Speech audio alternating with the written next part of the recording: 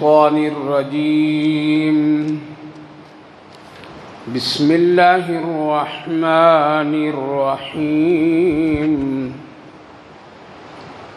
إن الذين يكفرون بآيات الله ويقتلون النبيين بغير حق ويقتلون الذين يأمرون بالقسط من الناس فبشرهم بعذاب أليم أولئك الذين حبطت أعمالهم في الدنيا والآخرة وما لهم من ناصرين ألم تر إلى الذين أوتوا نصيبا من الكتاب يدعون إلى كتاب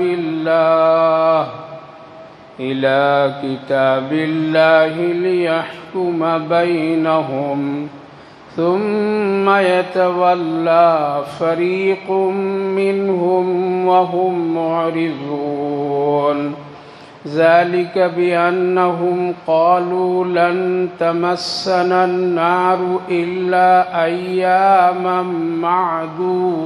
معدودات وغرهم في دينهم ما كانوا يفترون فكيف إذا جمعناهم ليوم لا ريب فيه ووفيت كل نفس ما كسبت وهم لا يظلمون قل اللهم مالك الملك تؤتي الملك من تشاء وتنزع الملك ممن تشاء وتعز من تشاء وتذل من تشاء بيدك الخير إنك على كل شيء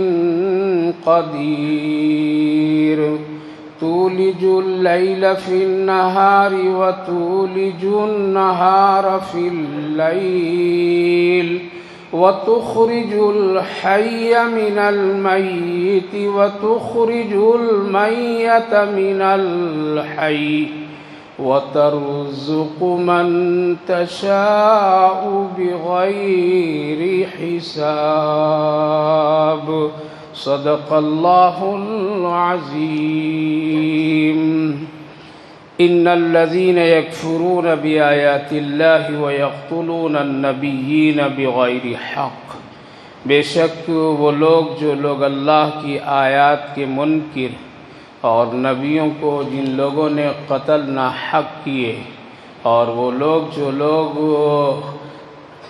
انصاف کرنے کی بات کہنے والوں کو قتل کیے ان لوگوں کے لیے خوشخبری ہے دردناک عذاب کی کہ اولئک الذین حبطت ایسے ہی لوگوں کے اعمال دنیا اور آخرت میں سب برباد کر دیے جاتے ہیں اور ان کے لیے کوئی مدد کرنے والا نہیں ہے۔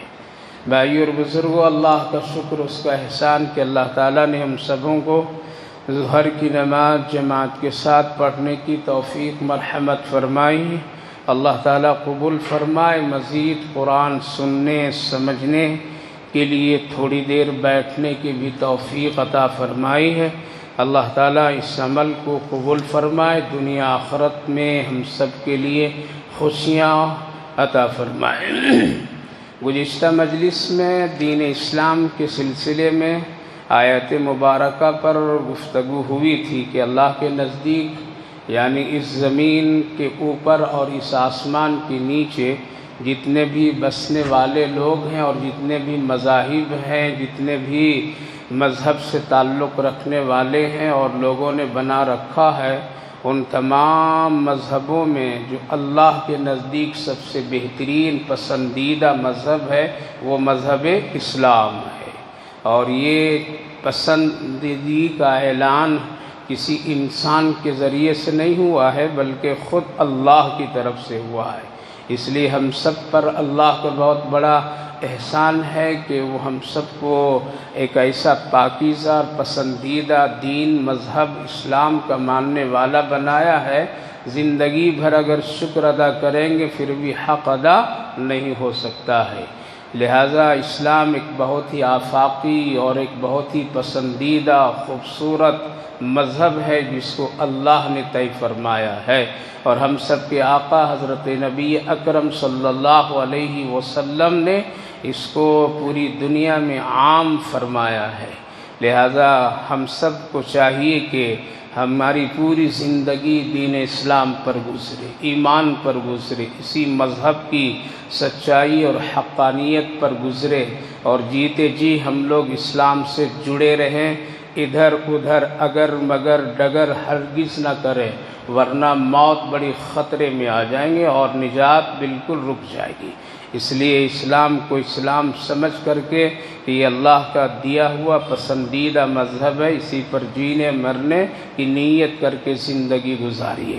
اس وقت جو آیت کریمہ پڑھا ہوں ان میں سے اللہ تعالیٰ نے چند اہم باتیں ذکر فرماتے ہوئے فرمایا ہے کہ اس دنیا میں بہت سارے لوگ میری آیات یعنی قرآن کریم کے منکر ہو گئے، انکار کر دیے، اور ساتھ ساتھ وہ لوگ جو لوگ میری بات میرا پیغام لوگوں تک پہنچاتے تھے ان کو بھی ناحق قتل کر دیے۔ اس لیے سینکڑوں انبیاء، سینکڑوں ایسے نبی گزرے ہیں جن کو لوگوں نے ناحق صرف اس لیے قتل کیا کہ وہ اللہ کی توحید، اللہ کی بات لوگوں تک کے پہنچاتے تھے اور اللہ کی صحیح بات کا تعلیم دیا کرتے تھے۔ لہذا ان دو چیزوں کی وجہ سے نبیوں کو لوگوں نے قتل کیا ہے، حضرت زکریہ علیہ السلام، حضرت یحییٰ علیہ السلام، اور اس کے علاوہ بہت سارے نبیوں کا بھی ذکر قرآن میں حدیث میں موجود ہے۔ تو ناحق کسی کا قتل عام آدمی کے کرنا یہ ایک بڑا گناہ اور جرم ہے۔ ان میں سے پھر ایک خاص نوعیت کے یعنی پیغمبروں کا قتل کرنا یہ کہیں بڑا سنگین گناہ ہے۔ تو اللہ تعالیٰ نے فرمایا کہ ایسے لوگوں کے لیے مرنے دو، آنے دو، ان کے لیے تو جہنمی ہے اور دردناک عذاب ہے، اور پھر ان کے اعمال دنیا کے بھی اور آخرت کے دونوں سب برباد ہو جاتے ہیں اور کوئی کام آنے والا آخرت میں نہیں ہے۔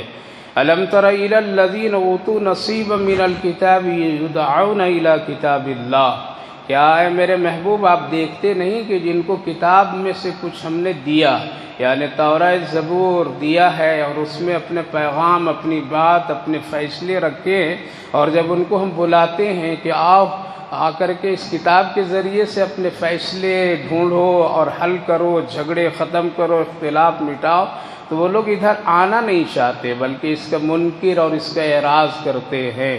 اور پھر وہ ان کو جب ڈراتے ہیں لوگ کہ بھائی مرنا ہے، عذاب ہے، جہنم ہے، آگ ہے، تو لوگ سیدھے کہہ دیتے تھے کہ نہ، مجھے آگ نہیں لگے گی، میں جہنم میں نہیں جاؤں گا، فلاں جائے گا، ہم نہیں جائیں گے۔ قالوا لن تمسنا النار الا ایاما معدودات، اور اگر جانا بھی ہوگا تو بس چند دن جاؤں گا اور پھر نکل کر کے آ جاؤں گا، زیادہ ہم کو وہاں عذاب جھیلنے کی ضرورت نہیں ہے۔ اللہ فرمایا غرہم فی دینہم ما کانوا یفترون، تم دھوکے میں پڑے ہو، کیا ہو؟ دھوکے میں ہو، کوئی تجھے دھوکہ دے رہا ہے، اور اپنے دین اور اپنے عقیدے کے سلسلے میں تم دھوکے میں ہو اور تم بات بنا رہے ہو، یہ چلے گی بات نہیں۔ میرے بھائیو بزرگوں، ایک بات یاد رکھیے کہ جب انسان ہٹ دھرم ہو جاتا ہے تو پھر اس کے سامنے کوئی بھی بات صحیح نہیں لگتی ہے، اور پھر وہ ایک مجرمانہ عادی انسان بن جاتا ہے۔ اگر کسی آدمی کو اگر سمجھایا جائے، بتایا جائے، وہ کہہ دے نہ، ہم کو یہ ساری چیزیں نہیں ہوگی، اور ایک دوسرے سے سوال و جواب دینے کا اس کے اندر میں وہ دل سے وہ کیفیت نکل جائے کہ اگر پوچھے گا تو جواب دے دوں گا، بولے گا تو بات کر لوں گا، کچھ سزا دے گا تو دے لے کر کے کام کر لوں گا، اگر یہ نیت اور یہ عقیدہ اور یہ خیال آ گیا تو اس آدمی کی آخرت پوری چلی جاتی ہے۔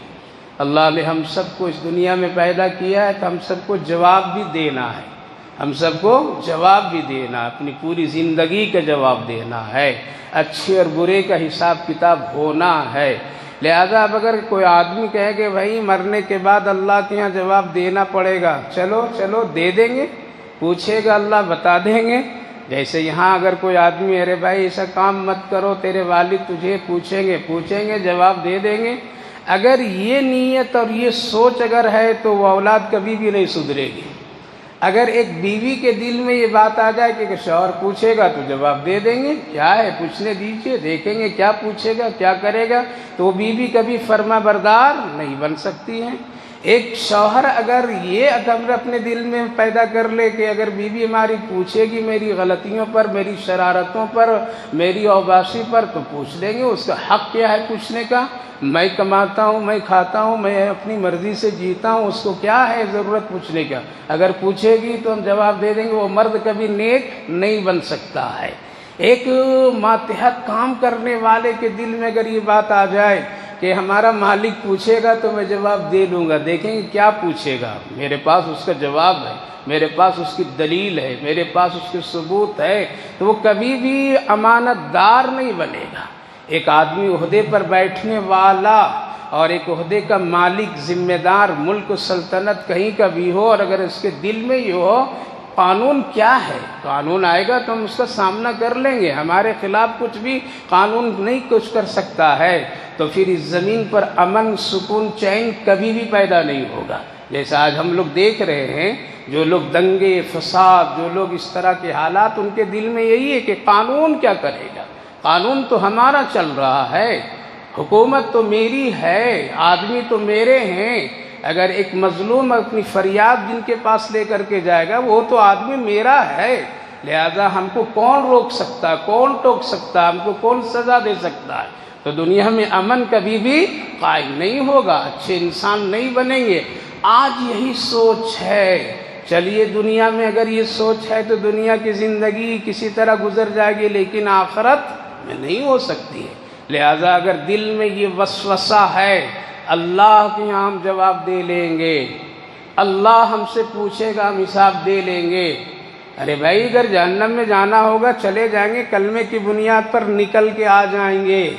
اگر یہ خیال ہے تو آپ کے دل سر سے پاؤں تک شیطان آپ میں داخل ہو چکا ہے، اور آپ سدھریں گے پھر نہیں۔ ایسا آدمی کبھی پھر اب رجوع نہیں کر سکتا ہے۔ اس لیے یہ خیالات باطل ہیں، یہ سوچ غلط ہے، یہ سمجھنا غلط ہے۔ آخرت کی عذاب اور اللہ کے سامنے کھڑا ہونا، بڑے بڑے نبیوں کے پسینے چھوٹ جائیں گے۔ حدیث پاک میں ہے کہ کوئی نبی کھڑا نہیں ہو سکے گا۔ حضرت موسیٰ، حضرت عیسیٰ، حضرت نوح، حضرت آدم، حضرت ابراہیم خلیل اللہ جیسے بڑے بڑے جلیل القدر پیغمبر بھی نہیں کھڑے ہو سکتے ہیں۔ وہ بھی کہیں گے کہ میری ہمت آج نہیں ہے۔ میدان محشر میں جب وہ امتی سب کے کھڑے ہوں گے اور پسینے پسینے ہوں گے اور بہت حالات خراب ہوں گے، تو ہر ایک امتی اپنے نبی سے کہے کہ کچھ تو کیجیے، آپ کے اوپر ہم لوگ ایمان لائے تھے، آپ ہمارے نبی ہیں، آپ کی ہم امتی ہیں، کچھ تو کیجیے۔ لیکن کوئی کچھ نہیں کر سکے۔ لوگ حضرت آدم علیہ السلام کے پاس جائیں گے، آپ سب سے پہلا نبی ہیں اور ہم سب کے باپ دادا آپ ہیں، آپ کچھ کیجیے۔ حضرت آدم بھی کہیں گے مجھ سے غلطی ہو گئی تھی، جنت میں میں نے اللہ کی منع کی ہوئی چیز کھا لیا تھا، اگرچہ میں توبہ کر لیا اور توبہ کا اعلان قبولیت کا بھی اللہ نے کر دیا، لیکن اللہ کا حق ہے کہ ابھی بھی وہ پوچھ سکتا ہے، تو میں جواب نہیں دے سکتا ہوں، اس لیے میں نہیں اللہ سے بات کر سکتا ہوں۔ حضرت نوح 950 سال کی عمر، پیغمبر آدم ثانی، آپ آئیے ذرا اللہ سے بات کیجئے۔ یہ میدان محشر میں پوری عوام، پورے لوگ پریشان ہیں۔ حضرت نوح علیہ السلام بھی کہیں گے کہ مجھ سے بھی غلطی ہو گئی کہ اپنی قوم کے لیے وقت سے پہلے میں نے بد دعا کر دی تھی، اگر اللہ مجھ سے پوچھ لیا تو جواب دینا کیا ہے، مشکل ہے۔ حضرت موسیٰ کے پاس آئیں گے، آپ بڑے کام، بڑے باتیں کیا کرتے تھے اللہ سے، جب آپ چاہتے تھے اللہ سے ہم کلام ہو جاتے تھے اور اللہ آپ سے بات چیت کر لیا کرتا تھا۔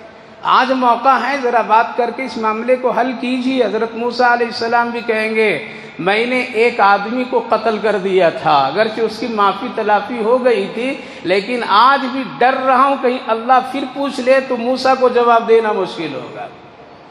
کیا ہے یہ پیغمبر لوگوں کی بات بتا رہا ہوں، تو ہم اور آپ کہاں کے رہنے والے ہیں؟ ہم لوگوں کی کیا حیثیت ہے جو آج بہت سارے لوگ کہہ دیتے ہیں میاں جواب دے لیں گے، تیرا لیا ہوں انہیں نہیں دوں گا وہاں دے دیں گے۔ یہ کہنا یہاں بہت آسان ہے، اس کا جھیلنا بہت مشکل ہوگا۔ اس لیے اللہ تعالیٰ نے فرمایا کہ اس سبب سے لوگ انکار کرتے ہیں، اس وجہ سے وہ ہٹ دھرمی کرتے، اس وجہ سے قرآن کا منکر بنتے، اس وجہ سے اللہ کی نافرمانی کرتے ہیں کہ وہ کہتے ہیں کہ کیا ہے، اگر جہنم میں جانا ہوگا تو جائیں گے، ورنہ ہم تو اول تو جائیں گے نہیں۔ جیسے آج ہم لوگوں کی سوچ ہے وہ مرا ہے ہم نہیں مریں گے، وہ قبر میں گیا ہے ہم نہیں جائیں گے، وہ بیمار ہوا ہے ہم نہیں بیمار ہوں گے، وہ اس کو مصیبت آئی ہم کو نہیں مصیبت آئے گی، اس کے یہاں غربت ہے ہمارے یہاں غربت نہیں ہے، ہمارے پاس میں تو سب کچھ ہے۔ یہ سوچ ہم دوسروں کو سمجھتے ہیں، حالانکہ ہر ایک آدمی کو عبرت لینی چاہیے۔ آج وہ گیا تو کل میری باری ہے۔ یہ زمانہ الٹتا پلٹتا رہتا ہے، آج امیری ہے تو کل غریب بن سکتا ہے۔ اللہ رب العالمین کا ایک نظام ہے، اسی لیے ہمیشہ عبرت کی نظر سے آدمی کو دنیا کے حالات اور معاملات کو دیکھنا چاہیے، نہ یہ کہ نہیں وہ مر گیا ہے ہم نہیں مریں گے، وہ مصیبت میں پھنسا ہم نہیں پھنسیں گے، اس علاقے میں عذاب آیا ہمارے ہاں تو بالکل نہیں آئے گا، ہم لوگ تو بہت ہی اچھے ہیں، وہاں یہ ہوا ہم کو نہیں ہوگا۔ نہ ایسا نہیں، اللہ کبھی بھی بدل سکتا ہے۔ تلک الایام نداولها بین الناس، اللہ کے یہاں دونوں ترازو ہیں، کبھی ادھر کبھی ادھر جھکاتا رہتا ہے عبرت کے لیے۔ اسی لیے حضرت ابو درداء رضی اللہ عنہ مدینے کے گلیوں میں کھڑے تھے، ایک جنازہ آ رہا تھا تو ایک صحابی نے پوچھا ہے ابو درداء یہ کس کا جنازہ ہے؟ حضرت ابو درداء رضی اللہ عنہ بے ساختہ بڑے اونچے درجے کے صحابی تھے، کہا کہ یہ تیرا جنازہ ہے، تو غصہ ہو گیا۔ جیسے آج کہتے ہیں تیرا فاتحہ پڑھ دوں تو دیکھیے لوگ کہیں گے ابھی زندہ ہوں میں، کہا یہ تیرا جنازہ آ رہا ہے، ناراض ہو گئے، وہ ذرا غصہ ہوئے، چہرے میں ذرا سا تبدیلی آئی، آپ سمجھ گئے۔ تو حضرت ابو درداء رضی اللہ عنہ نے کہا کہ بھائی ناراض مت ہو، کہہ دو کہ یہ ابو درداء کا جنازہ آ رہا ہے۔ اس وقت میں یہ پوچھنے کی ضرورت نہیں ہے کون ہے کیا ہے، پہلے تو یہ بات سمجھو آج اس کی باری ہے تو کل میری باری ہے، کل میری باری ہے۔ آج یہ سمجھ نہیں، بس آئے اس کو مصیبت آئی، وہ بیمار ہوا ہے، اس کو غم پہنچا ہے، وہ مرا ہے، ہم نہیں مریں گے۔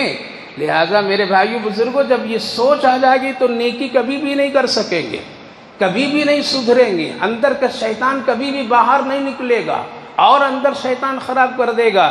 اسی لیے ہمیشہ عبرت کی نظر سے اس دنیا کو دیکھیے اور شکر کے ساتھ میں اپنی زندگی کو گزاریے کہ ہم کو ایک دن پیدا کرنے والے مالک کے پاس واپس جانا ہے، اور اللہ نے پہلے سے بتا دیا قبر میں 3 سوال، حشر میں 5 سوال، قبر میں 3 سوال اور حشر میں 5 سوال، بس اتنے، اس سے زیادہ نہیں کروں گا۔ بڑے لوگ زیادہ سوال نہیں کرتے ہیں، 1-2 مسئلے میں حل کر لیتے ہیں۔ جیسے پوری دیگ بریانی پک رہی ہو، چاول پک رہا ہو تو پورا ہاتھ ڈال کر کے نچوڑ کر کے نہیں دیکھتے کہ سارا چاول پکا یا نہیں پکا، بلکہ کیا 1-2 نکالتے ہیں، دیکھ لیتے ہیں، فیصلہ کر دیتے ہیں بھائی پورا چاول کیا ہو گیا، پک گیا، بالکل بریانی تیار ہے، نہیں پورا ہاتھ ڈالے گا نہیں۔ اسی لیے جو بڑے لوگ ہوتے ہیں وہ کیا کرتے ہیں، کم سوال کرتے ہیں، پورا جائزہ لے لیتے ہیں۔ لہذا اللہ نے پہلے سے بتا دیا، میرے محبوب بتا دیجئے میرے بندوں کو، تاکہ اس کی تیاری کر کے آئیں، 60 سال میں کریں، 70 سال میں کریں، 80 سال میں کریں، 90 سال میں کریں، 100 سال میں کریں، جتنی مدت دیا ہوں کر کے آئیں۔ قبر میں کتنے؟ 3، اور میدان حشر میں عدالت کے پاس 5، اتنے ہی سوال ہوگا، اور اتنے ہی ہماری زندگی اتنے میں گھوم رہی ہے۔ قبر میں سوال جو ہوگا وہ تیرا اللہ کون ہے، تیرا رب کون ہے؟ مولوی صاحب یہ بہت آسان ثواب ہے، تو پہلی فرصت میں دے دیں گے، اول نمبر ہے۔ دوسرا سوال تیرا نبی کون ہے، تیرا رسول، یہ بھی تو جانتے ہیں ہم، جواب دے دیں گے۔ تیسرا سوال تیرا مذہب، ان الدین عند اللہ الاسلام، کون سا مذہب؟ یہودی بن کر کے آیا ہے، عیسائی بن کر کے آیا ہے، مشرک بن کر کے آیا ہے، مسلمان بن کر کے آیا ہے، کس مذہب سے تعلق؟ 3 سوال، رب، رسول اور مذہب اسلام۔ جواب تو بہت آسان ہے نا۔ آج کو اگر پوچھے چلتے پھرتے کہہ دیں گے ہم لوگ کو میرا رب اللہ ہے، میرا نبی حضرت محمد صلی اللہ علیہ وسلم ہے، میں پکا سچا مسلمان ہوں، اسلام کا ماننے والا ہوں، بہت آسان۔ لیکن علماء محدثین فرماتے ہیں قبر میں ان تینوں سوالوں کا جواب علم سے نہیں ہے بلکہ کس سے ہے؟ عمل سے ہے۔ کس سے ہے؟ عمل سے ہے۔ اگر عمل دنیا میں رہا کہ ایک اللہ کے سوا کوئی نہیں، تبھی یہ زبان سے بات نکلے گی میرا اللہ ہے۔ اگر اس دنیا میں اپنی پوری زندگی رسول اللہ صلی اللہ علیہ وسلم کی سیرت سنت پر، شریعت پر گزارے ہیں، تبھی یہاں سے اندر سے نکلے گا میرا نبی حضرت محمد صلی اللہ علیہ وسلم، اور مانا ہے اور کیا ہے کسی اور کا، تو پھر یہ جواب نہیں بن پڑے گا، نہیں نکل پڑے گا، اور یہ جواب کوئی دے نہیں سکتا ہے۔ تیسرے سوال کا بھی تعلق عمل سے ہے۔ اگر ہم اسلام پر اپنی پوری زندگی گزارے ہیں تبھی یہ جواب دے سکتے ہیں، ورنہ علم سے اس کا کوئی تعلق ہی نہیں ہے۔ علم سے کوئی تعلق نہیں۔ جیسے بعض ایسی چیزیں ہیں جس کا تجربے سے تعلق ہوتا ہے، علم سے تعلق نہیں ہوتا ہے، اور تجربہ اگر ہے تو آدمی کامیاب ہو جاتا ہے، اگر تجربہ نہ ہو تو علم سے بھی کامیاب نہیں ہوتا ہے۔ لہذا یہ تینوں سوالوں کا جواب کا جو مسئلہ ہے وہ عمل سے ہے۔ اگر اللہ سے آپ کی دوستی تعلق توحید کے راستے سے ہے تو یہ جواب آسانی سے نکل جائے گا، اور پھر کہنے کی کبھی ضرورت نہیں پڑی۔ اور میدان حشر میں زندگی دیا کہاں گزارا، عمر دیا کہاں گزارا، مال دیا کہاں گزارا، کیسے لایا، کیسے خرچ کیا، علم دیا، اس علم پر عمل کتنا کیا، کتنا پھیلایا، یہ 5 سوال کا جواب جب تک ایک آدمی نہیں دے لے گا اس وقت تک کہ اللہ کے رسول صلی اللہ علیہ وسلم نے فرمایا نہ اس کا قدم جنت کی طرف اٹھے گا نہ اس کا قدم جہنم کی طرف اٹھے گا۔ تو یہ 8 سوالات ہیں، اور یہ پرچہ بالکل آؤٹ ہے، تیاری کیجئے، ہر ایک کو دینا ہے۔ لہذا میرے بھائیو بزرگوں، یہ اگر کوئی سمجھ بیٹھا ہے کہ جہنم میں ہم نہیں جائیں گے، وہ چلا جائے گا، اگر آگ لگے گی بھی تو تھوڑی سی مجھے لگے گی، نہیں، ایسا نہیں۔ قالوا لن تمسنا النار، اللہ فرمایا وغرہم فی دینہم ما کانوا یفترون، تم دھوکے میں پڑے ہو، تم دھوکے میں ہو، ایسا نہیں ہے، اور تم یہ بات بنا رہے ہو، یہ بات چلے گی نہیں، بلکہ فَكَيْفَ إِذَا جَمَعْنَاهُمْ لِيَوْمٍ لَا رَيْبَ فِيهِ وَوَفِّيَتْ كُلُّ نَفْسٍ مَا كَسَبَتْ وَهُمْ لَا يُظْلَمُونَ۔ کیا حال ہوگا تمہارا اس دن، کیا حال ہوگا لوگوں کا اس دن، جس دن ہم سب لوگوں کو جمع کر دیں گے کہ ایسے دن جس دن میں کوئی شک نہیں ہے، یعنی قیامت میں، میدان حشر میں، حساب و کتاب کے وقت میں جب ہم جمع کریں گے، اور اس دن میں کوئی شک نہیں ہے، لا ریب فیہ، اور پھر اس دن ہر ایک نیکی کا پورا بدلہ، ہر ایک گناہ کا پورا بدلہ ہم تجھے دیں گے۔ وَوَفِّیَتْ كُلُّ نَفْسٍ مَا كَسَبَتْ، جیسی نیکی کمائے ہوگے ویسے ہی بدلہ، جیسا گناہ کیے ہوگے اتنا ہی بدلہ، اس میں نہ گھٹانا نہ بڑھانا، پورا وَوَفِّیَتْ كُلُّ نَفْسٍ وَهُمْ لَا يُظْلَمُونَ، اور ہم تم پر ذرہ برابر بھی ظلم نہیں کریں گے۔ یہ دن تو ہونے والا ہے، آنے والا ہے، اس میں کوئی شک نہیں ہے، کوئی شبہات نہیں ہے، قرآن کی آیتیں بھری پڑی ہوئی ہے، علماء کے اس پر متفق رائے ہے، احادیث اس پر گواہ ہے، پورے انبیاء علیہ السلام بتاتے چلے آئے ہیں کہ یہ دنیا ہے ختم ہونے والی، اور ایک دن تجھے جانا اللہ کے سامنے، اور اچھے اور برے کا تجھے سامنا کرنا ہے۔ تو میرے بھائیوں بزرگوں، ہمیشہ اپنی نیکی بڑھائیے۔ کیا بڑھائیے؟ نیکی بڑھائیے، گناہ کو کم کرنے کی کوشش کیجیے۔ گناہ تو ہونا طے ہے، ایسا نہیں کہ گناہ نہیں ہوگا، صرف فرشتے سے گناہ نہیں ہوگا، یہاں تک کہ صحابہ سے بھی گناہ ہوتے ہیں۔ کیا ہے؟ گناہ ہوتے ہیں، وہ بھی معصوم نہیں، لیکن ان کو اللہ نے محفوظ رکھا ہے۔ 2 چیزیں، ایک معصوم ہونا اور ایک محفوظ رکھنا۔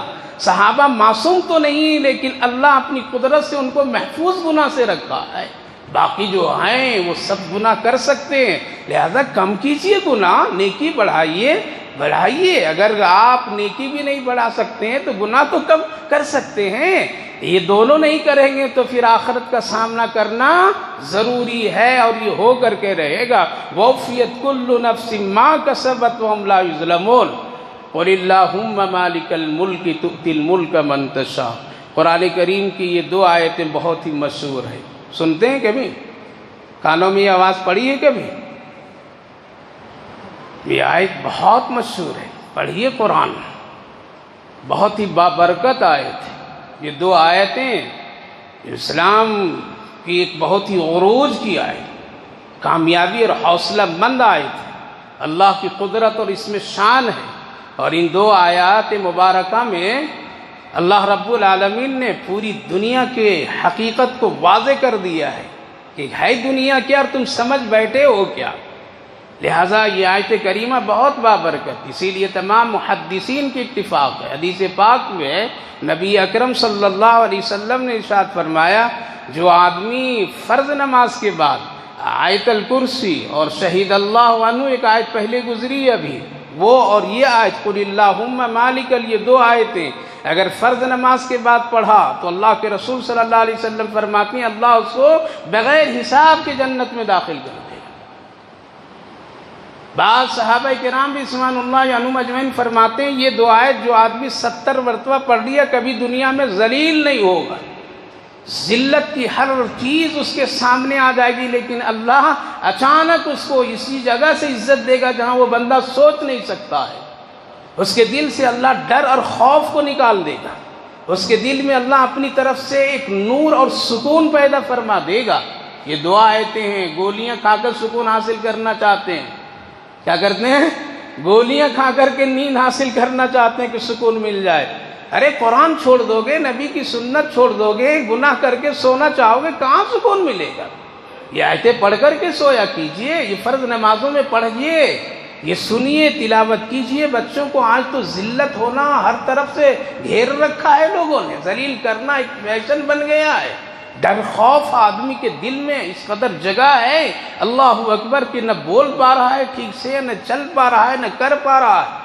ایسے موقع پر میں یہی ساری چیزیں حفاظت کے ذریعے ہیں، اس لیے یہ دو آیتیں بہت ہی اہم ہیں۔ قل اللہم، ذرا غور سے ترجمہ بھی سنیے اور اس کی شان نزول بھی سنیے، دل میں بیٹھائیے، حوصلہ پیدا کیجئے، ایمان میں تازگی لائیے کہ ہے کوئی اس کائنات کا چلانے والا، اور وہ کون ہے؟ صرف اللہ ہے اور کوئی نہیں ہے۔ فرمایا اللہ تعالیٰ قل اللہم مالک الملک تؤتی الملک، اے میرے محبوب صلی اللہ علیہ وسلم آپ کہہ دیجئے لوگوں سے کہ بادشاہوں کا بادشاہ، بادشاہت سلطنت دینے لینے والا کون ہے؟ اللہ ہے۔ جس کو چاہتا بادشاہ سلطنت بنا دیتا ہے، سلطنت عطا کر دیتا ہے، بادشاہ بنا دیتا ہے۔ من تشاء، جس سے اللہ چاہتا ہے۔ وَتَنزِعُ الْمُلْكَ مِمَّن تَشَاءُ، جس سے چاہتا ہے چھین بھی لیتا ہے، دیتا بھی ہے اور لے بھی لیتا ہے، دے کر کے بھی آزماتا ہے اور لے کر کے بھی آزماتا ہے۔ وَتُعِزُّ مَن تَشَاءُ وَتُذِلُّ مَن تَشَاءُ، ذلت اور عزت کا مالک کون؟ اللہ۔ بولیے ذرا زور سے بولیے، ذرا لگے گا کہ اندر سے نکل رہا ہے کچھ۔ عزت اور ذلت کا مالک اللہ ہے، وہ جس سے چاہتا ہے عزت دیتا ہے، بند کمرے میں بھی دیتا ہے، باہر بھی دیتا ہے، جنگ کے حالات میں بھی دیتا ہے، دکھ میں بھی دیتا ہے، غربت میں بھی دیتا ہے اگر دینا چاہتا ہے، کوئی روک نہیں سکتا ہے۔ وَتُذِلُّ مَن تَشَاءُ، اور جس سے چاہتا ہے وہ ذلیل کر دیتا ہے، اگر اس کے پاس دولت بھی ہے، ثروت بھی ہے، محلات بھی ہیں، عہدے بھی ہیں، نوکری بھی ہے، سب کچھ ہیں، اس کے آگے پیچھے گھومنے والے لوگ بھی ہیں، خزانے کا مالک ہے، اگر اللہ ذلیل کرنا چاہتا ہے تو ذلیل کر دیتا ہے۔ کیا نے فرعون کو ذلیل کیا، نمرود کو کیا، شداد کو کیا، حامان کو کیا، امیہ بن خلف کو کیا، ابو لہب کو کیا، ابو جہل کو کیا، عتبہ بن شیبہ کو کیا نہیں کیا؟ سب کو اللہ تاریخ ہے۔ پھر آگے آئیے اس دنیا میں اپنے آپ کو بھی دیکھیے، چند حالات گزرے ہیں جو مسلمانوں کے بڑے نامور لوگ تھے لیکن وہ شریعت کے مکمل پابند نہیں تھے، اللہ نے ان کو بھی ذلیل کر کے دنیا میں دکھا دیا۔ لہذا جو آدمی اللہ کو چھوڑ کر کے، اللہ کے رسول کو چھوڑ کر کے اپنی مرضی سے اسلام کے اسلام کو قبول نہیں اللہ کرتا ہے بلکہ ذلیل کر دیتا ہے۔ تو تعز من تشاء و تذل من تشاء، عزت اور ذلت کا مالک اللہ ہے۔ بیدک الخیر، جتنی بھی خیر کی چیزیں، خیر کے کام، خیر کی باتیں، خیر کے اعمال، وہ سب کس کے قبضے میں؟ اللہ کے قبضے میں ہے۔ ان اللہ علی کل شیء قدیر، اللہ ہر چیز پر پوری قدرت رکھنے والا۔ تولج اللیل فی النہار، وہ اللہ جو عزت دیتا ہے، ذلت دیتا ہے، وہ اللہ جو بادشاہت اور سلطنت دونوں عطا کرتا ہے یا چھین لیتا ہے، وہ کون ہے معلوم؟ اس کو پہچاننا ہے، ان کو دیکھنا ہے، سمجھنا ہے۔ تو رات کو دیکھو، دن کو دیکھو، رات کو لاتا ہے اور دن کو لے جاتا ہے، دن کو لاتا ہے اور رات کو لے جاتا ہے۔ تولج اللیل فی النہار، دن کو چھوٹا کرتا ہے، رات کو بڑی کر دیتا ہے، کبھی رات کو بڑی کر دیتا ہے، کبھی دن کو چھوٹا کر دیتا ہے۔ تولج اللیل فی النہار وتولج النہار فی اللیل وتخرج الحی من المیت، اس اللہ کو پہچانو جو زندہ مردے سے زندہ نکالتا ہے، اور وہ اللہ کو پہچانو جو مردے کو زندہ کر دیتا ہے۔ یہ اللہ کا ہے، وہ مردے سے زندہ اور زندہ کو پھر مردہ بنا دیتا ہے۔ وَتَرْزُقُ، یہ بھی پہچانو کہ اللہ جس کو جتنا چاہتا ہے روزی دیتا ہے۔ تَرْزُقُ مَن تَشَاءُ بِغَيْرِ، کسی کو خوب، کسی کو متوسط، کسی کو کم، یہ اللہ کرتا ہے۔ تَرْزُقُ مَن تَشَاءُ بِغَيْرِ حساب۔ یہ آیت کریمہ کب نازل ہوئی؟ شان نزول، کس موقع پر نازل ہوئی؟ اللہ نے کیا شان اور کس وقت صحابہ کا حوصلہ بلند کیا؟ غزوہ احزاب، ایک جنگ کا نام ہے غزوہ احزاب، غزوہ خندق کہتے ہیں۔ اس پر ایک قرآن میں سورت نازل ہوئی، پورے سورۃ الاحزاب۔ جب بدر میں مسلمان کو کامیابی ملی، الحمدللہ، احد میں بھی کامیابی مل گئی، جتنی جنگیں بدر کے بعد ہونے لگی سب میں کامیابی کامیابی کامیابی، تو پورا کفر متحد ہو گیا۔ اس میں یہودی بھی آئے، عیسائی بھی آئے، کافر مشرک، ہر مذہب کے لوگ اسلام کے خلاف متحد ہو گئے کہ اب اسلام تو صرف مدینے میں ہے، کہاں ہے؟ اور وہیں سب لوگ ہجرت کر کے گئے ہیں، وہیں محمد ہے، اس بستی کے علاوہ اب اسلام اور ہے ہی کہیں نہیں۔ لہذا تمام جزیرۃ العرب کہہ لیجیے اور عرب کے مکہ کے ارد گرد جتنے لوگ تھے، جتنے مذاہب تھے اور جتنے قسم کے لوگ تھے، سب اکٹھا ہو گئے کہ ایک بارگی مدینے پر حملہ کر دو۔ کیا کرو؟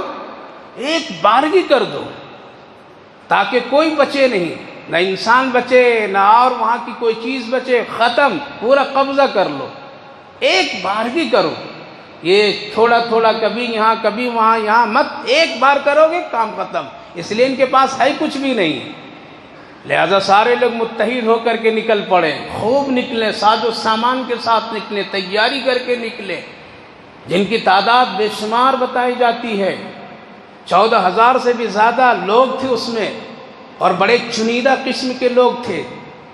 اللہ کے رسول صلی اللہ علیہ وسلم کو جب یہ خبر ہوئی، آپ مسجد میں بیٹھے، صحابہ کو بیٹھائیں، مشورہ کیے، اس کی تفصیلات سورہ احزاب میں یا مختصر اس آیت کریمہ کے شان نزول۔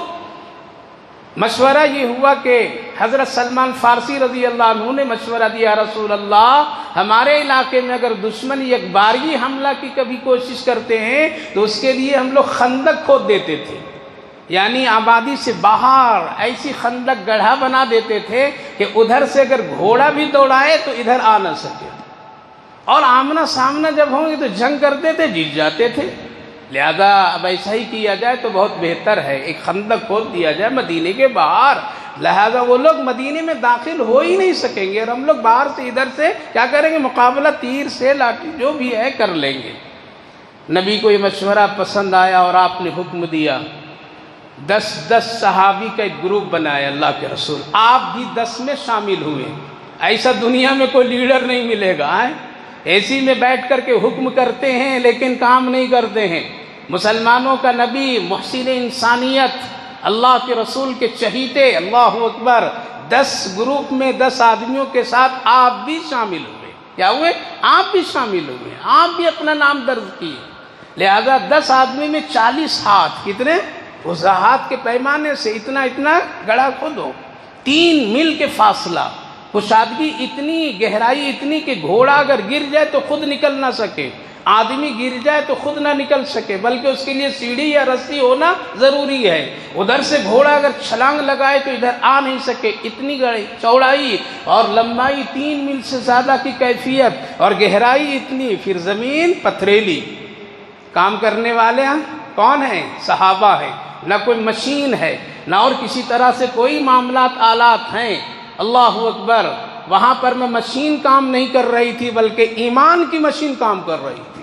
اور زیادہ دیر نہیں، 6-7 دن کے اندر میں کیا کیے؟ اتنا بڑا خندق تیار کر دیے صحابہ کرام رضوان اللہ علیہم اجمعین.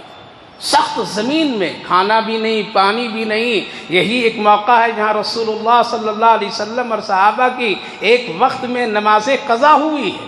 دشمن کی حفاظت اور دشمن سے معاملے نمٹنے کے لیے آپ کو نماز قضا کرنی پڑی، اور یہ قضا کرنا یہ مسئلہ بھی بنا. اگر مسئلہ قضا کا نہیں نبی بناتے تو آج ہم لوگوں کو قضا نماز پڑھنا نہیں آتا. لہذا ایسا ہوا، یہ معاملہ ہوا. لوگ خندق کھود رہے تھے، آپ جائزہ بھی لیتے تھے کون کر رہا ہے، کتنا کام کیا، کس کے مسئلے کچھ ہیں. لہذا آپ ایک مرتبہ جائزہ لے رہے تھے تو حضرت سلمان فارسی رضی اللہ عنہ جس گروپ میں شامل تھے، اور حضرت ابو ہریرہ رضی اللہ عنہ، ان کے معاملے میں جھکے میں ایک بڑا چٹان نکل گیا تھا، جو نکلتا نہیں تھا، ٹوٹتا نہیں تھا. اللہ کے رسول کے پاس میں لوگ آئے، یا رسول اللہ. تو آپ نے کہا کہ ارے بھائی طاقت لگاؤ. کہا کہ کیا طاقت لگاؤں؟ جی سنتے نے پیٹ پہ پتھر باندھنے کا یہی یہ واقعہ آیا تھا. حضرت ابو ہریرہ کے ہاتھ پر، کندھے پر نبی نے ہاتھ رکھے گا، ابو ہریرہ ذرا طاقت لگاؤ اور پتھر توڑو. حضرت ابو ہریرہ جذبے میں آئے، کہا یا رسول اللہ کیا کروں؟ یہ دیکھیے میرے پیٹ پر پتھر بندھا ہوا ہے. نبی کی آنکھ میں آنسو، آپ نے بھی دامن اٹھایا اور کہا ابو ہریرہ تیرے پیٹ میں 1 پتھر تو محمد کے پیٹ پر 2 پتھر ہے. وہ پتھر کے مطلب ایسے پتلے قسم کے پتھر ہوتے تھے، ایک لکڑی کے پٹے کے شکل میں، جو یہاں سپورٹ جیسے آج بیلٹ وغیرہ باندھنے دیں. کوئی بیمار ہو جائے، توم نکل جائے کھا کر کے، تو کیا کرتے ہیں ڈاکٹروں نے بیلٹ دے دیتے تاکہ پیٹ ذرا اندر ہو. آج پیٹ اندر کرنے کے لیے بیلٹ لگاتے ہیں. کل صحابہ کام کرنے کے لیے یہ بیلٹ لگائے تھے پتھر کا، تاکہ جھکنے میں سپورٹ پتھر کا ملے. اللہ کے رسول صلی اللہ علیہ وسلم نے کہا کہاں ہے وہ چٹان، دکھاؤ. اسی میں حضرت ابو ہریرہ کی اس حالت کو دیکھ کر کے حضرت جابر بن عبداللہ رضی اللہ عنہ دیکھے تھے، جو بھاگے بھاگے اپنے گھر گئے اور اپنی بیوی سے کہا نبی بھی بھوکے، صحابہ بھی بھوکے ہیں، گھر میں ہے کچھ تمہارے پاس؟ کہا کہ تھوڑا سا آٹا ہے اور بکری کا جو بچہ ہے آپ ذبح کر دیجئے، ہم جلدی سے سالن تیار کر دیتے ہیں، روٹی بھی پکا دیتے ہیں، آپ بلائیے. تھوڑا سا آٹا ہے. کہا کہ اندازہ لگا اس میں کتنے لوگ کھائیں گے؟ تو کہنے لگی کہ زیادہ 14 آدمی کھا سکتے ہیں. بہت کچھ تو پیٹ میں جانا نہیں. آج کے اعتبار سے 2 آدمی کھا سکتے ہیں، اتنا ہم لوگ کھاؤ ہیں. جو بستر سے اٹھتے ہیں بستر پر جاتے جاتے کھاتے کھاتے رہتے ہیں. 14 آدمی کھائیں گے، اب بلا لیجیے. لیکن دیکھیے کہ وہاں 1400 صحابہ کام کر رہے ہیں. کتنے کر رہے ہیں؟ اور سب کا حال یہ ہے.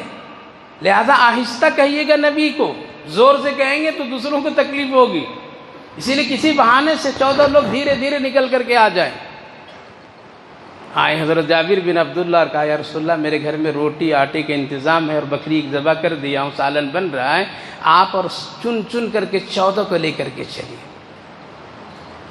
اللہ کے رسول دیکھیں تو کہا گئے لوگوں کام روکو، چلو پہلے کھانا کھا کر کے آتے ہیں جابر بن عبداللہ کے یہاں سے.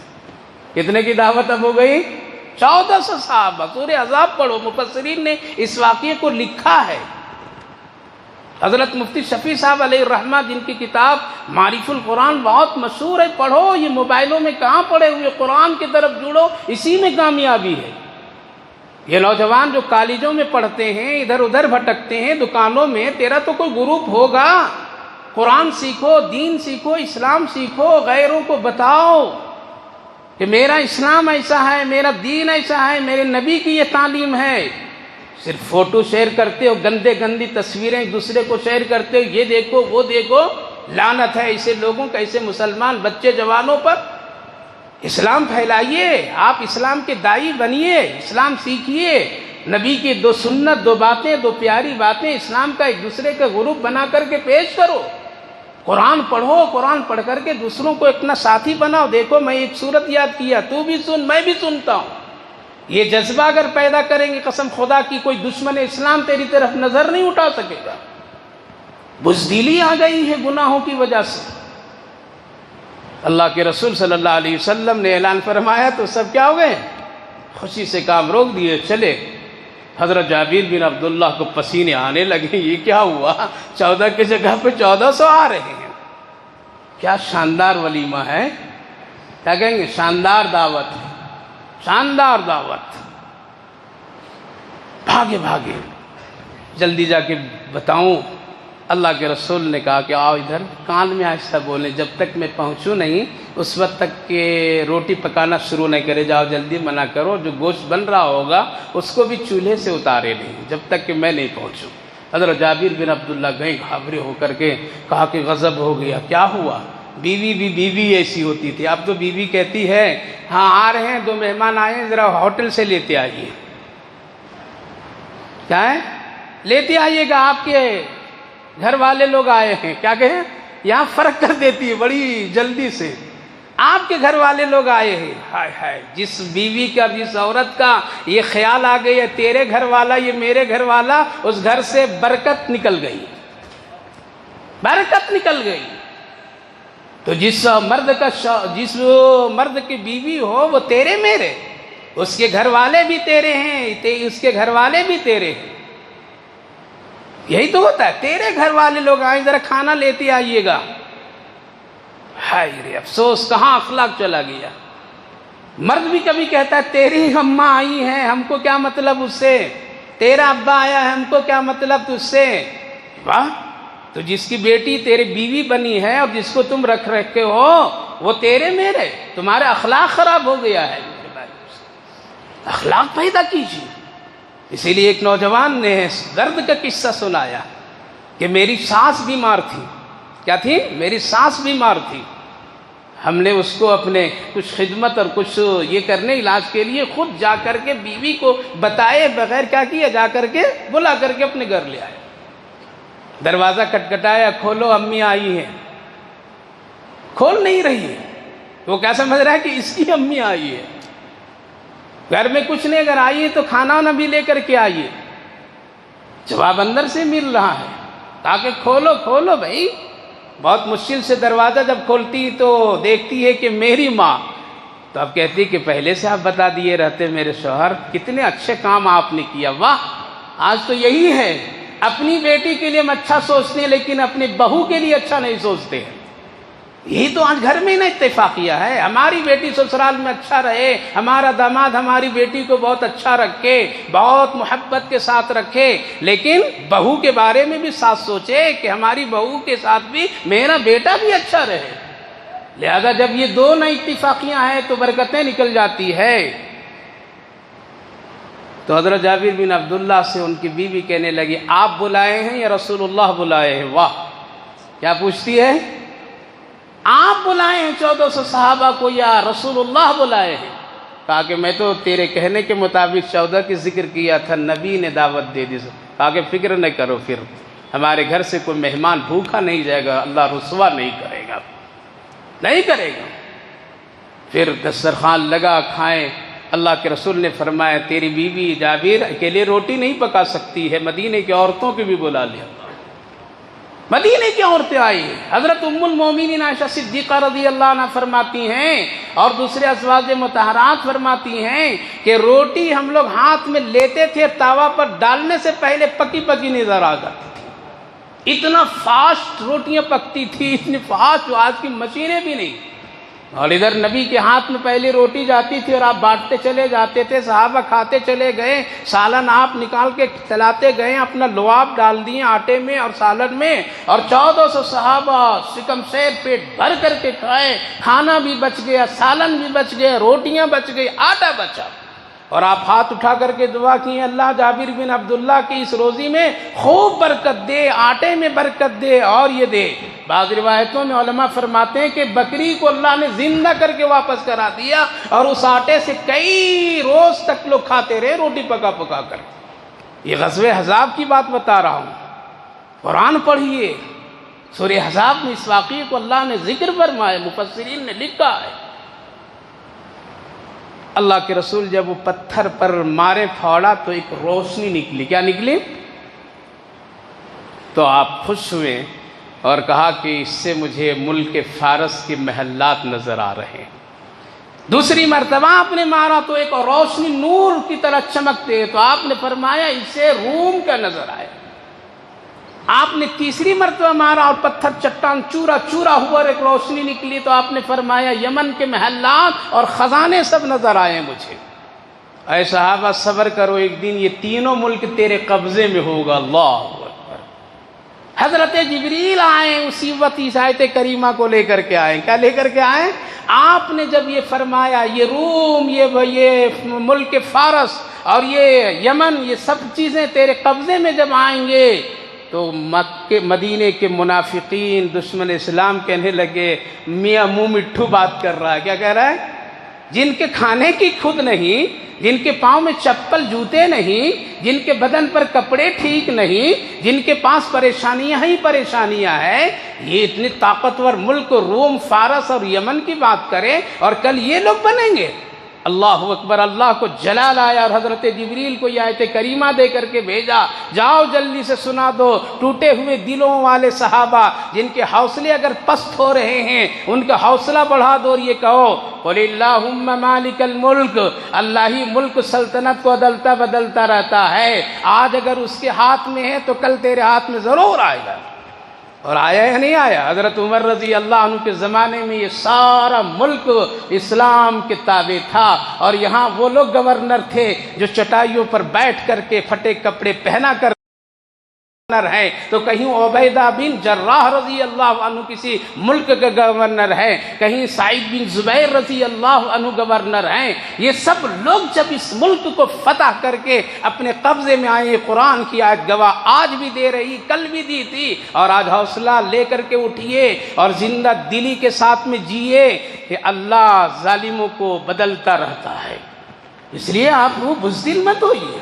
ایسے کتنی حکومتیں آئی اور کتنی چلی گئی، کتنا ظلم ہوا، لوگ چلے گئے۔ اللہ رب العالمین نظام کو بدلتا ہے، اور اللہ بدلے گا، بادشاہ کو بدلے گا، سلطنت کو بدلے گا، عزتیں ختم کرے گا، ذلت کو لائے گا، رسوائیاں دے گا، ٹوٹے ہوئے دلوں کا حوصلہ بلند کرے گا۔ تو اللہ نے اسی وقت اس آیت کریمہ کے ذریعے سے صحابہ کو ایک حوصلہ بڑھایا، اور نبی نے جو پیشین گوئی کی تھی وہ نبی کے دور نہیں بلکہ حضرت عمر رضی اللہ عنہ کے دور میں یہ پیشین گوئی کیا ہو گئی؟ پوری ہو گئی، اور سب مسلمانوں کے قبضے میں آیا۔ حضرت عمر اس کے سب ہے، اسی لیے آدھی دنیا پر حکومت حضرت عمر رضی اللہ عنہ کے چلتی تھی۔ اور ایسی حکومت بات مدینے کے رسول کے ممبر پر کرتے تھے تو پورے ملک میں آواز پہنچتی تھی، پورے ملک میں پہنچتی تھی۔ ممبر پر کھڑے ہو کر کے، کوئی سیٹلائٹ نہیں، کوئی نیٹ نہیں۔ آج تو ہم لوگ کہتے ہیں کہ کیا ترقی ہے، واہ، ایمان ڈلمل ہو گیا ہے، کیا ترقی کر گیا، واہ، آسمان زمین چاند سورج سب ایک کر دیا۔ کوئی کمال نہیں انسان کی، یہ اللہ کا کمال ہے جس نے دماغ دیا۔ ارے آسمان پر جانا کوئی کمال ہے؟ یہ پرندے دیکھتے ہیں اڑتے ہوئے، شاہین ایک پرندہ ہے، کیا نام ہے اس کا؟ شاہین، باز، بہت بلند جاتے، کہاں جاتے ہیں؟ بہت بلند۔ ہے کوئی مشین لگی ہوئی ہے؟ ایئرپورٹ ہے؟ کوئی پائلٹ ہے؟ کوئی ایندھن ہے؟ کچھ ہے؟ روز وہ جاتی ہیں آسمان کے اس قریب میں جہاں تک کہ ہوا ہے، وہاں تک کہ وہ پرندہ جاتا ہے اور وہاں سے پھر واپس آتا ہے۔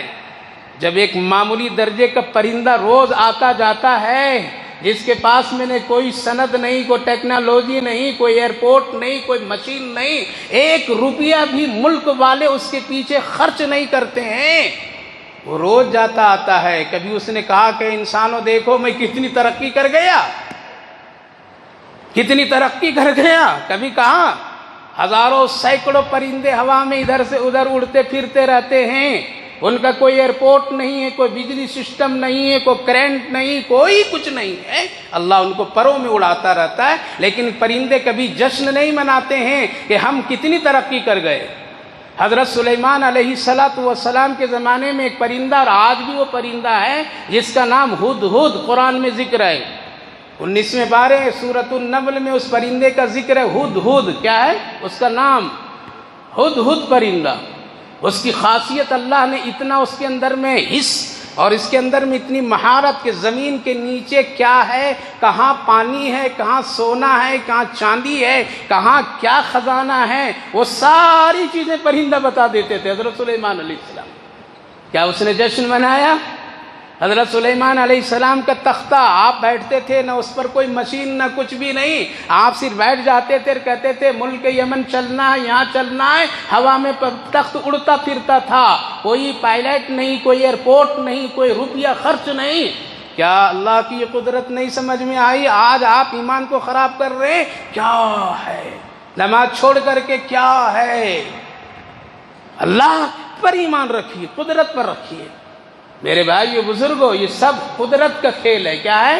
یہ اللہ کی دی ہوئی نعمتیں ہیں، سمجھا رہا ہے اللہ۔ اور آگے بڑھ کے بتاؤں، یہ جو شیطان ہم سب کے دوست ہیں، ہے نا؟ نہیں ہے؟ نہیں، کوئی نہیں کرتے دوستی، بہت پکے۔ فجر میں جتنے لوگ سو کے چھوڑ دے نماز، سب کا دوست شیطان ہے۔ اس کا دوست کون ہے؟ شیطان ہے۔ وہ تپ تپی دے کے سلاتا ہے، اور جب سو کر کے نماز چھوڑ دیتا ہے نا، تو حدیث پاک میں کان میں اپنی نجاست پیشاب چھوڑ کے چلا جاتا ہے، چلا جاتا ہے۔ وہ شیطان تو روز جاتا ہے، کہاں جاتا ہے؟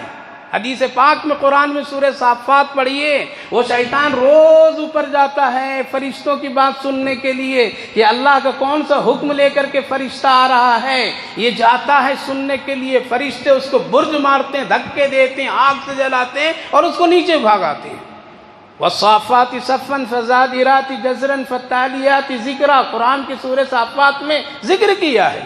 تو شیطان تو روز آتا جاتا ہے، ہم سب کے رحمت کے فرشتے روز آتے جاتے ہیں۔ یہ سب کمال کس کا ہے؟ اللہ کی ہے۔ تو مسلمان بھی گمراہ ہو گیا۔ ہمارا اور آپ کا کمال سجدے میں ہے۔ کس میں ہے؟ ہماری اور آپ کی ترقی سجدے میں ہے، آسمان کی بلندی پر۔ اس لیے سجدہ کیجئے، عرش ملے گا، فرش پر برکتیں ملے گی۔ تو اللہ تعالیٰ نے فرمایا، بادشاہوں کا بادشاہ میں بدلتا رہتا ہوں۔ اب اگر تم کو شک ہے تو ذرا رات کو بدل کر کے دیکھو۔ اللہ کا فرمایا، میری قدرت، اگر تم کو اس میں شک ہے کہ میں ملک سلطنت نہیں بدل سکتا ہوں، میں بہت طاقتور ہوں، کون مجھ سے حکومت چھین سکتا ہے؟ تو اللہ فرمایا، ارے وہی چھین سکتا ہے جو رات کو لاتا ہے اور دن کو لے جاتا ہے۔ یہ روز تو نظارہ ہم لوگ دیکھتے ہیں۔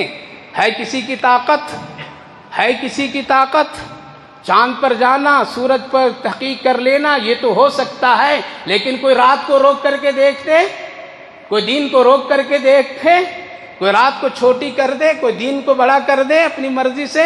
کسی کی نہیں طاقت، کوئی ریسرچ نہیں کر پا رہا ہے۔ اللہ فرمائے، تولج اللیل، جو رب رات اور دن کو لاتا، چھوٹا بڑا کرتا، وہی حکومت کو بھی بدل کر کے کبھی اس کو کبھی اس کو دے دیتا ہے، اور دے کر کے اللہ دکھایا۔ اور اگر شک ہے تم کو تو دیکھو، میں مردے سے زندہ نکالتا ہوں۔ مردے سے دیکھا ہے کبھی؟ نہیں، قرآن سے دوری تو کہاں سمجھ میں آئے۔ مرغی کھاتے ہیں، انڈا کھاتے ہیں، یہ دونوں تو کھاتے ہیں۔ اس کے بغیر آدھا ایمان کمزور ہے۔ جمعہ ہوتا ہی نہیں جب تک کہ گوشت نہیں پکے، چکن نہ پکے، فلاں ہے۔ تو مرغی کھاتے ہیں نا۔ مرغی کس سے آئی؟ بولیے، انڈا پہلے یا مرغی پہلے؟ پورے محلے بیٹھ کر کے تحقیق کریں گے تو پتہ نہیں چلے گا۔ ماں بہنیں بھی پکانے والے گھنٹہ پوچھے اپنے گھر میں، بچوں بتاؤ، شوہر بتاؤ، کیا ہے مرغی پہلے یا انڈا پہلے؟ اگر کوئی کہے گا کہ مرغی پہلے، تو مرغی کس سے آتی ہے؟ انڈے سے۔ تو مرغی کیسے آئی؟ اب اگر کوئی کہے گا کہ نہیں انڈا پہلے، تو انڈا کس سے آیا؟ مرغی سے۔ یہ الجھتے رہ جائیں گے، مرغی بھی نہیں کھا سکیں گے، نہ انڈا کھا سکیں گے۔ قرآن میں آئیے اللہ بتا رہا ہے، کیا بتا رہا ہے؟ وہ اللہ تخرج الحی من المیت، جو انڈا ایک مردہ ہے اس سے ایک زندہ پرندہ نکال دیتا ہے۔ پہچانتے نہیں پہچانتے؟ دیکھتے ہیں وہ مردہ پڑا ہوا ہے۔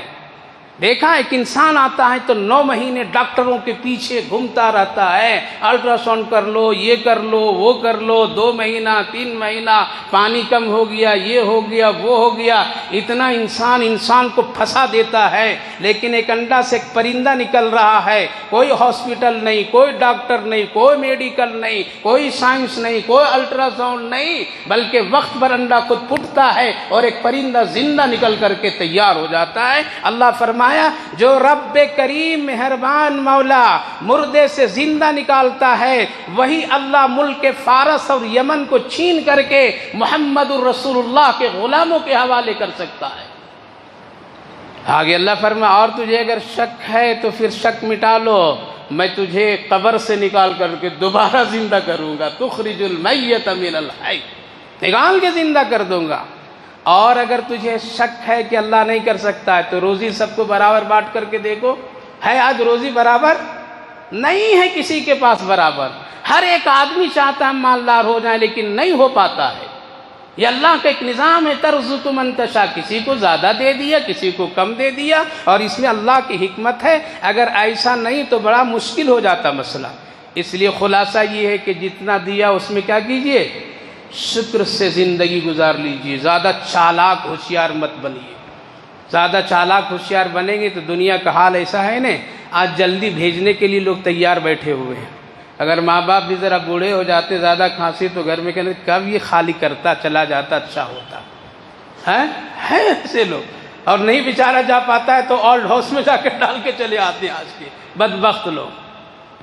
مالک اگر اچھا ہو اور ذرا سخت ہو جائے تو نوکر چاکر جو وہ بھی کہتا ہے یہ بڈھا مر جاتا جلدی تاکہ سکون مل جاتا ہے نا۔ لوگ ایسے ہیں آج جلدی بھیجنے کے چکر میں ہیں۔ اس لیے چالاک مت بنیے، حریص مت بنیے، لالچ مت کیجیے، جتنا ہے صبر شکر سے زندگی گزار لیجیے، ورنہ لوگ پیچھے پڑے ہوئے جلدی جائے، مر جائے، ختم ہو جائے۔ ایک بڑے مالدار تھے، اس سے نوکر چاکر لوگ تھے، بات ختم کر رہا ہوں 1 منٹ میں۔ نوکر چاکر رکھا ہوا تھا، ہمیشہ ڈانٹتا تھا، ارے یہ جو ہے بہت اچھا ہے، ایک بات کہتا ہوں تو فوراً یہ کام کر دیتا ہے، بڑھ چڑھ کر کے، ایک کی جگہ 2-3 کام کرتا ہے یہ، اور تم کو جتنا کہتا ہوں وہ بھی پورا نہیں کرتا ہے، برابر ڈانٹا کرتا تھا بیچارہ، سن کر کے برداشت کرتا تھا، ہمیشہ اس کو گراتا تھا دوسرے کے سامنے میں، اس کا غلام اچھا، اس کا خادم اچھا، اس کا بیٹا اچھا۔ آپ کا جو بیٹا ہے اسی پر صبر کیجئے، محنت کیجئے، آپ کی پاس جو بیٹیاں آپ کی ہے اسی کو دیندار اور محنت کر کے اس کو لائق کے بنائیے۔ تو برابر ڈانٹا کرتا تھا وہ۔ ایک دن وہ بیمار ہوا تو اسی کو بلایا، مالک بیمار ہوا تو اس کو بلایا، دیکھو میں بیمار ہو گیا، بہت پریشانی ہے، ذرا حکیم صاحب کو بلا کر کے لاؤ۔ کس کو؟ بھاگے گیا جلدی سے حکیم صاحب کو بلانے کے لیے۔ حکیم صاحب کو بلایا تو ساتھ میں 2-3 آدمی کو اور بلا لایا، 2-3 آدمی اور ساتھ میں لایا۔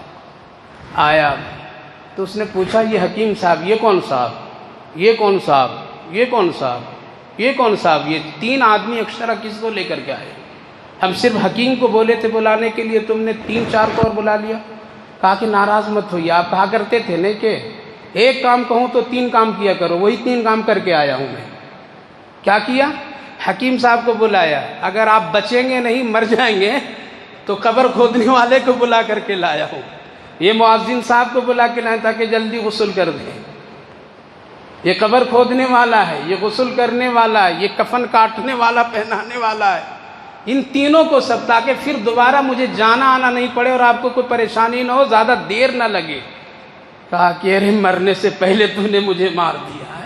تو آج حالات ایسے ہیں میرے بھائیو بزرگوں، اولاد بھی، دوست بھی، احباب بھی نہیں چاہ رہے ہیں، اس لیے جتنا ہے کیا کیجئے، ایمان اسلام کے ساتھ شکر کے ساتھ زندگی گزار لیجئے، آپ دنیا میں بھی خوش رہیں گے، آخرت میں بھی خوش رہیں گے۔ اللہ آپ کو بھی توفیق